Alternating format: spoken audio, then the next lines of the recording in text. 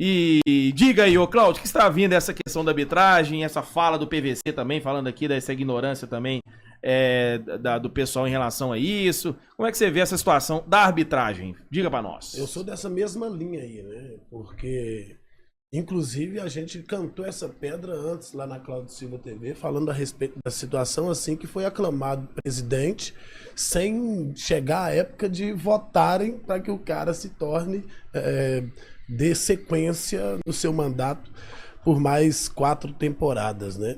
A gente já havia falado sobre isso e também eu deixei bem claro, como a gente se especializou em Cruzeiro e falamos de Cruzeiro todos os dias e vivemos essa instituição, eu deixei claro que quando o Cruzeiro fosse prejudicado pela arbitragem, que o primeiro dirigente do Cruzeiro que viesse a público para falar alguma coisa, eu ia ir em cima dele. E foi o que eu fiz. Porque o Pedro Lourenço falou que está satisfeito com o Edinaldo. Aí logo na sequência o Cruzeiro toma a pancada que tomou ontem, ele é o primeiro a reclamar, tá errado. Aí hoje, né, a entrevista do Pedrinho, mais uma vez, né, mais uma daquelas entrevistas, tinha até melhorado, mas a que ele trouxe hoje foi mais nós vamos falar disso aí foi também. mais um escárnio ao torcedor cruzeirense. Ele aparece falando que o Edinaldo, como queira, não tem culpa. Que quem tem culpa é o chefe da arbitragem brasileira. Quem é que nomeia o chefe da arbitragem brasileira? E o PVC, que eu sou um grande fã, é um dos poucos jornalistas que eu sou fã de fato.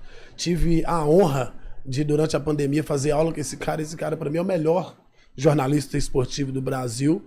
E ele pega o presidente do esporte com as mesmas palavras que talvez eu usaria ali se eu não ficasse nervoso e falar as coisas indevidas diante dessa situação aí. Porque a oportunidade estava aí, cara. Aí eu sou obrigado a ver cruzeirenses ir para as redes sociais e dizer que o Cruzeiro não pode se pronunciar sozinho. Que o Cruzeiro não pode levantar a mão sozinho e falar, não vou votar no Edinaldo. Poxa, se não pode levantar a mão sozinho, se não tem culhão pra... nós vamos ser perseguidos. Uai, desde que eu me entendo por gente, o Cruzeiro é perseguido pela arbitragem. O Cruzeiro é perseguido, deixado de lado, vamos dizer assim, pela CBF. Então por que o Cruzeiro não poderia ser aquele que pelo menos abstesse do seu voto? Não vou votar. Essa é a minha forma de me manifestar de forma contrária ao que vem acontecendo. Já são mais de 30 anos, desde 1989, que não há uma divergência política dentro da CBF, que não existe um contraponto dentro da CBF. E as 27 federações do nosso país, elas são coniventes, e este ano ficou explícito que os 40 clubes mais importantes do nosso país também são coniventes. Porque se a proposta do Edinaldo era se reeleger, eu erro no meu voto público, mas eu leio. Eu quero saber o que o cara tem como proposta. Qual que é a proposta dele? Porque tinha a proposta lá, vamos profissionalizar os árbitros? É óbvio que não tinha.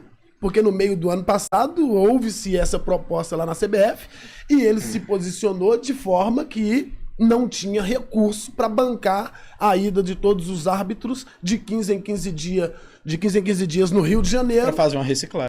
Não tem dinheiro para isso. Mas aí na hora que ele precisa se reeleger, ele consegue aumentar o salário dos presidentes de federação de 50 para 215 mil reais.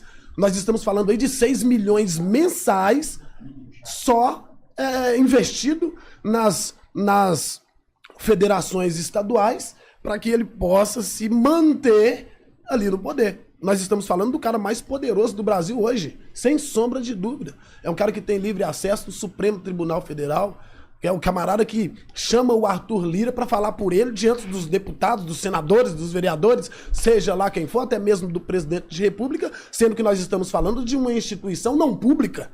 Né? Eu não consigo compreender. Aí o nosso clube, o mandatário do nosso clube, o dirigente, seja lá quem for, ele se posiciona para que o torcedor se sinta representado. Mas só vai se sentir representado o torcedor que não é inteligente. Porque quando você pega uma nota daquela que o Cruzeiro expôs logo após a partida, e você tenta entrar dentro daquilo ali para entender o que está sendo dito, e você pega uma fala de 2 dias antes do mandatário maior da instituição, você fala, isso aqui é uma contradição inexplicável. Essa que é a realidade hoje. Não tem direito nenhum de se posicionar contra a CBF, nenhum dirigente do futebol brasileiro, principalmente o Cruzeiro, e se ele não tem culhão para poder ser o único a contrapor a essa pouca vergonha que a gente acompanha lá dentro da CBF, ele também não tem que ter direito nenhum de se posicionar contra a arbitragem nenhuma. Ah, vou colocar um alvo nas minhas costas. Meu compadre, o Cruzeiro já anda com esse alvo nas costas desde que é Cruzeiro. Tem